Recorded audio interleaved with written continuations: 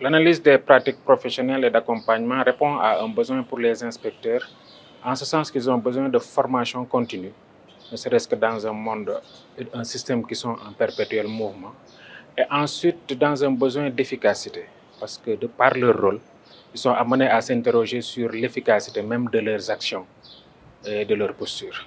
La démarche me paraît innovante en ce sens d'abord qu'elle s'intéresse beaucoup au processus, aux méthodologies, aux démarches, et permet véritablement de s'interroger sur ce qui a été fait, la manière de le faire, comment faire mieux. L'autre aspect de l'innovation, c'est qu'elle nous permet d'aller un peu dans le sens du ressenti, des émotions, de tout ce qui se fait pour comprendre l'action, plutôt que d'être dans la simple application de la norme.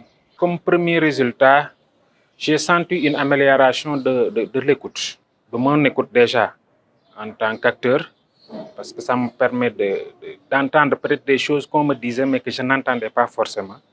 Ensuite, ça a amélioré aussi l'écoute des interlocuteurs, des différents acteurs, parce que peut-être ils comprennent que la posture n'était pas celle du jugement ni celle du censeur, mais véritablement celle de quelqu'un qui vient pour accompagner, pour discuter et pour trouver une meilleure efficacité. Le deuxième point, c'est plutôt la libération de la parole. Je pense quelque part aussi, c'est quelque chose qui suit l'inspecteur. On le voit parfois comme un censeur et parfois la parole n'est pas véritablement libérée. Mais lorsqu'on sent que la parole est, les rapports de confiance sont là, on sait qu'on est là pour qu'on puisse mieux faire, la parole est libérée, là, on comprend beaucoup mieux les choses, il y a beaucoup plus d'échanges et c'est beaucoup plus interactif.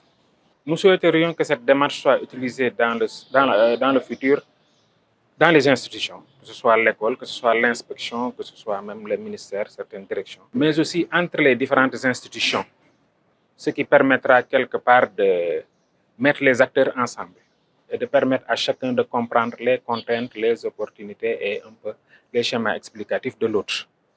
Il serait aussi intéressant d'utiliser cette démarche parfois dans sa totalité pour permettre d'analyser des problèmes, ne serait-ce qu'à titre d'exemple, mais aussi qu'il soit possible parfois de prendre en charge certains aspects de cette démarche et de les appliquer de manière ponctuelle. L'exemple qui me vient en tête, c'est l'inspecteur est parfois beaucoup soumis à des conflits qu'on lui rapporte oralement ou par écrit. Et généralement, le schéma est de dire je lis et je décide. Avec cette démarche d'accompagnement, on se rend compte que ce n'est pas aussi simple.